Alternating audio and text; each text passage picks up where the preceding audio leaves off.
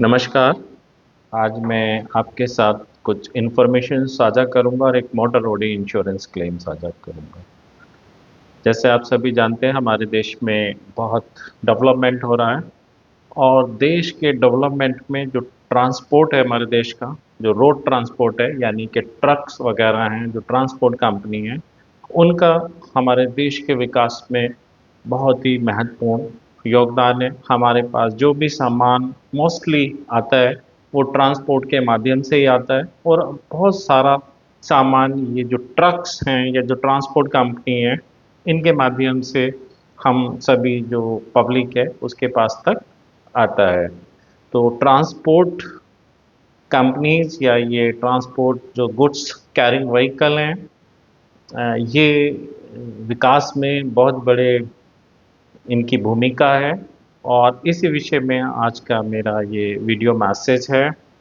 तो साहब दिल्ली के एक ट्रांसपोर्टर हैं और उनके पास काफ़ी सारे ट्रक्स हैं, बहुत बड़े भी नहीं बहुत छोटे भी नहीं, मीडियम क्लास के ट्रांसपोर्टर हैं और कुछ गाड़ियां हैं उनके पास। गुड्स कैरिंग का बिजनेस है, यानी एक तरीके से सर्विस प्रोवाइडर हैं और वर्तमान समय में काफ़ी चैलेंज हैं बिजनेस में उनकी, लेकिन फिर भी ईश्वर की कृपा कहिए या जो भी कहिए उनका काम ठीक ठाक चल रहा है। उन्होंने अपनी सभी गाड़ियों का बीमा कराया हुआ है। लाइबिलिटी इंश्योरेंस यानी जिसे थर्ड पार्टी इंश्योरेंस कहते हैं वो तो कंपलसरी है, लेकिन उन्होंने साथ में जो ओडी कवरेज है, गाड़ी के खुद के नुकसान की क्षति के लिए जो कवरेज होती है, ओडी कवरेज, वो भी सभी गाड़ियों के लिए ली है, ताकि यदि भविष्य में कभी उनकी गाड़ी के साथ कोई दुर्घटना हो तो उन्हें बीमा कंपनी से फाइनेंशियली मदद मिले। यही बीमा कराने का उद्देश्य होता है और इसी उद्देश्य को ध्यान में रखते हुए उन्होंने अपनी गाड़ियों के लिए मोटर ओडी इंश्योरेंस पॉलिसी कही है या कॉम्प्रिहेंसिव पैकेज इंश्योरेंस पॉलिसी ली हुई है। साथ में जो बहुत सारे एड ऑन कवरेज हैं वो भी लिए हुए हैं।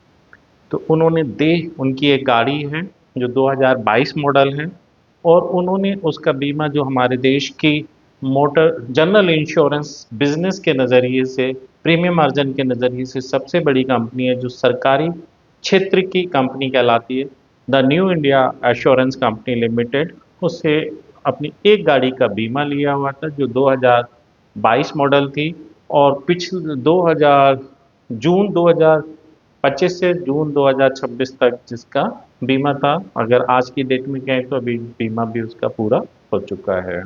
इस गाड़ी की आईडीवी 27 लाख रुपए थी और साथ ये गाड़ी दिल्ली से माल लेकर मार्च के महीने में मुंबई को जा रही थी। ये रूटीन इनका ट्रांसपोर्टेशन का बिजनेस है। तो जो उस ट्रक में जो माल था वो 1 करोड़ के समथिंग का माल था और गाड़ी की अगर आईडीवी देखें तो 27 लाख थी, यानी गाड़ी की कीमत से भी बहुत ज़्यादा वैल्यू का उसमें माल था और इनका ड्राइवर उस माल को लेके दिल्ली से मुंबई जा रहा था। रास्ते में अजमेर दिनांक 26/3/2026 यानी 26 मार्च 2026 को लगभग 3 बजे के करीब अजमेर के पास नेशनल हाईवे पे जब वो गुजर रहा था, गाड़ी में वो अकेला था, तो उसे गाड़ी में कुछ धुआं सा केबिन में महसूस हुआ और उसने गाड़ी एक किनारे रोकी और उतरकर उसने गाड़ी को चेक किया तो उसे धुआं को ज़्यादा दिखाई दिया और एकदम से गाड़ी में आग लग गई, आग फैल गई। ये केबिन से आग लगनी शुरू हुई। उसने तुरंत ही फायर पुलिस जो भी नंबर अवेलेबल थे और अपने मालिक को फ़ोन किया, साथ में वीडियो भी बनाया और फायर पुलिस को, फायर ब्रिगेड को आने में थोड़ा समय ज़्यादा लगा। धीरे धीरे शने शने गाड़ी में आग लगी, माल में आग लग गई और गाड़ी और माल दोनों वहीं ऑन द स्पॉट जल गए। गाड़ी पूरी तरीके से जल गई, टायर जल गए, बॉडी जल गया, केबिन जल गया, माल जल गया, बस सिर्फ राख ही राख या लोहा जला हुआ वो शेष रह गया। तो गाड़ी में सब ये जो ट्रांसपोर्टर कंपनी है, ट्रांसपोर्टर है, उन्हें बहुत बड़ा नुकसान हुआ, माल का भी नुकसान हुआ, गाड़ी का भी नुकसान हुआ। अलबत्ता जो ड्राइवर है, चूँकि वो उतर गया था, उसे थोड़ी जानकारी हुई गाड़ी में धुआं निकल रहा है, तो वो उतरा। उसकी किस्मत अच्छी थी कि वो उसको कोई चोट या किसी भी तरीके की चोट या क्षति नहीं पहुंची या किसी और अन्य पक्ष को भी कोई नुकसान नहीं हुआ। ये दिन में यानी शाम 3 बजे के करीब दिन में नेशनल हाईवे पे ये एक्सीडेंट हुआ जहाँ बहुत गाड़ियाँ चल रही थी। तो इसमें कोई ऐसी संदिग्ध चीज़ भी नहीं थी और जो माल था वो बहुत कीमत का था, वो भी जल गया, उसका भी नुकसान हुआ। खैर साहब, इंश्योर ने जो बीमा कंपनी को सूचना दी क्योंकि उनका बीमा दिल्ली से था और वहाँ उन्होंने जो दिल्ली ऑफिस है उन्होंने अजमेर ऑफिस को ये सूचना को फॉरवर्ड किया और स्पोर्ट सर्वे के लिए एक अप्रूव सर्वेयर को अपॉइंट किया। उन्होंने 27 मार्च 2026 को दुर्घटना स्थल पर जाकर दुर्घटना गाड़ी का स्पोर्ट सर्वे किया, फोटोग्राफ लिए, इंफॉर्मेशन ली, पेपर लिए और स्पोर्ट रिपोर्ट बनाकर अ, तीन चार 3/4/2026 को बीमा कंपनी को जमा की। इसके बाद साहब बीमा कंपनी ने 9 अप्रैल 2026 को एक अप्रूव सर्वेयर को फाइनल सर्वे यानी लॉस असेसमेंट एंड रिकमेंडेशन के लिए अपॉइंट किया। हालांकि यह इंफॉर्मेशन इंश्योर्ड को बीमा कंपनी ने नहीं दी, उसको मालूम ही नहीं था। इन अप्रूव सर्वेयर साहब ने भी इंश्योर्ड से कोई कांटेक्ट नहीं किया और 10/4/2026 को गाड़ी का सर्वे किया। गाड़ी चुप चल नहीं सकती थी, उसके सारे पहिए जल गए थे और सब जल गई थी। तो जहाँ दुर्घटना स्थल पर ये गाड़ी अ, जली थी वहीं एक किनारे इसको खड़ा कर दिया गया था। ऐसा प्रायः जली हुई गाड़ियों को खड़ा कर देते हैं लोग, ऐसे ही ये भी खड़ी थी। खैर सर्वे हुआ, बहुत दिन हो गए।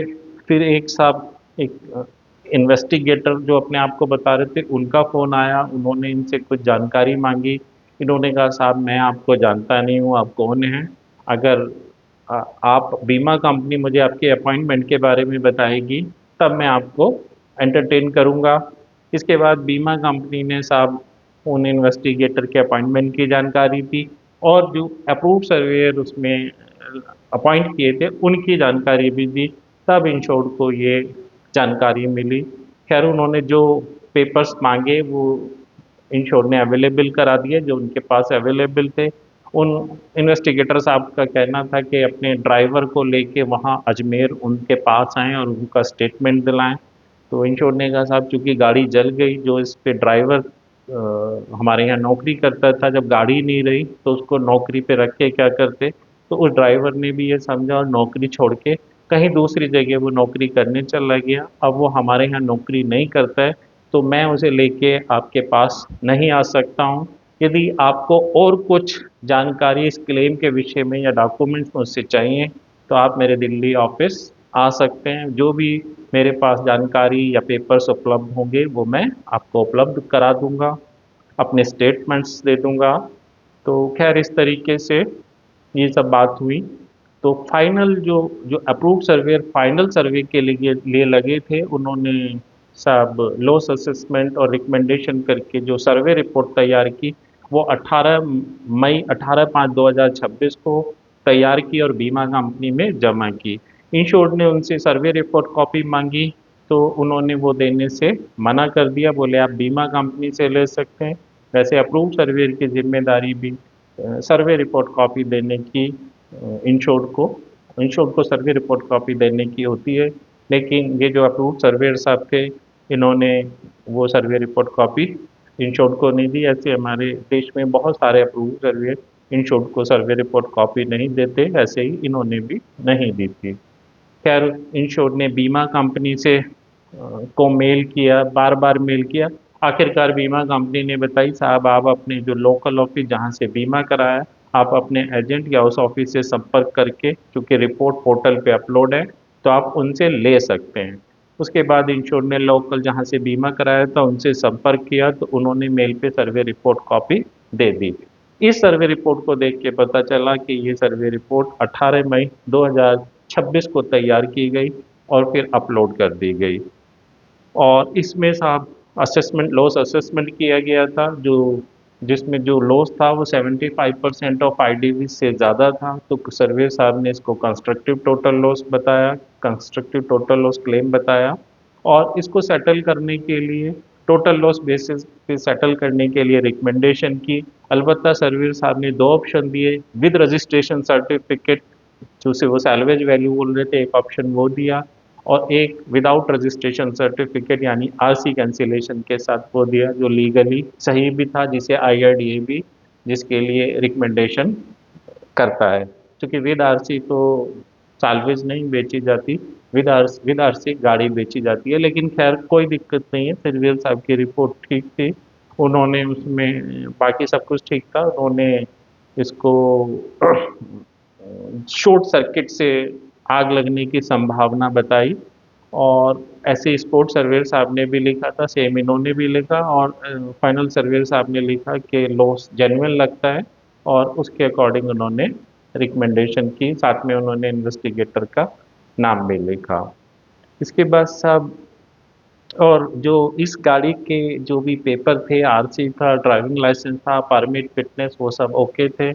जो गाड़ी में माल लदा था, उसके बिल, चालान, ई बिल, वो सब भी बिल्कुल पूरे थे, उनमें कोई कमी नहीं थी, जो स्पोर्ट सर्वे रिपोर्ट और फाइनल सर्वे रिपोर्ट में जिनका जिक्र था।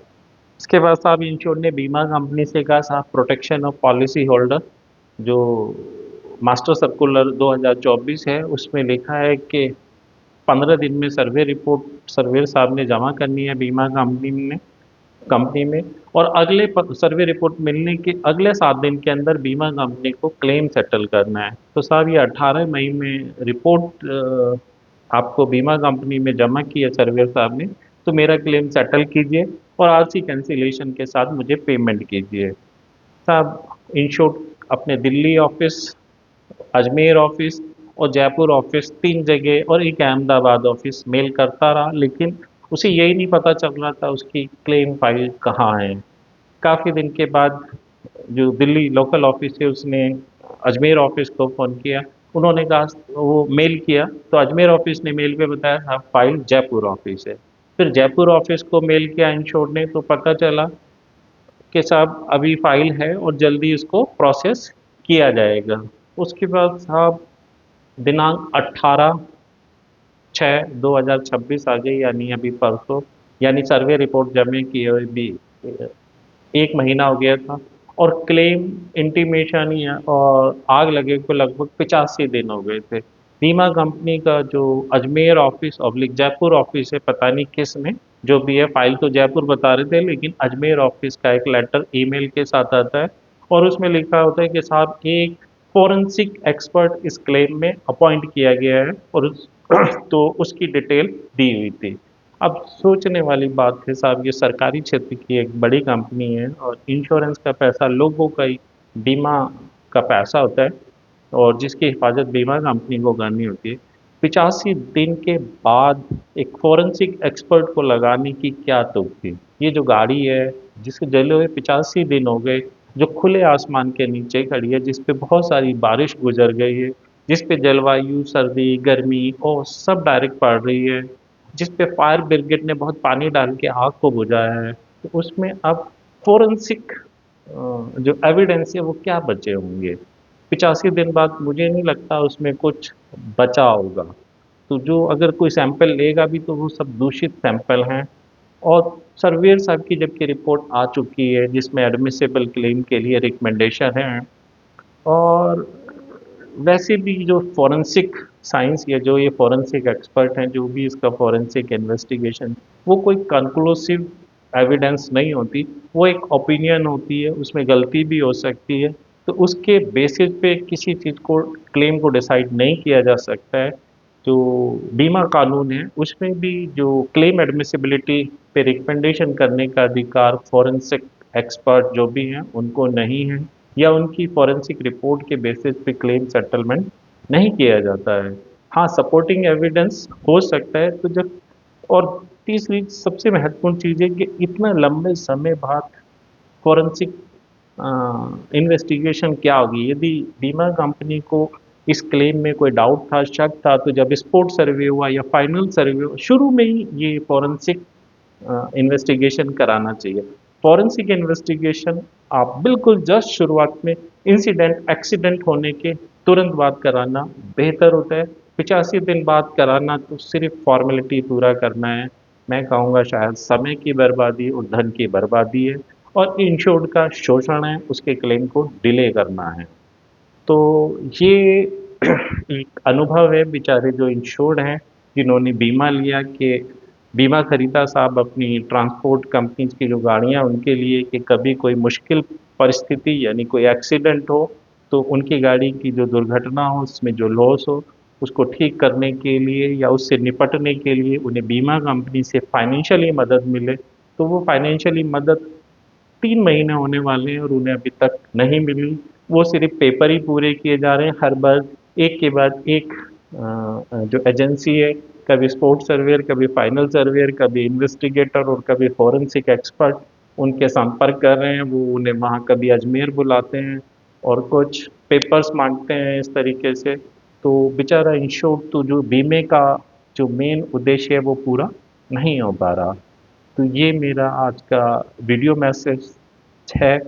और हमारे देश में जब कोई नुकसान बड़ा होता है, खास चाहे वो ट्रांसपोर्ट कंपनी का या इवन प्राइवेट कार्स या प्राइवेट व्हीकल्स का भी हो, तो उनको सेटलमेंट में अननेसेसरी बहुत ज़्यादा समय, बहुत ज़्यादा डिले किया जाता है, जैसे इस केस में किया जा रहा है। और ट्रांसपोर्टर को तो बहुत दिक्कत होती है, उसका अर्जन, रोजगार अर्जन सब उसी से जुड़ा होता है।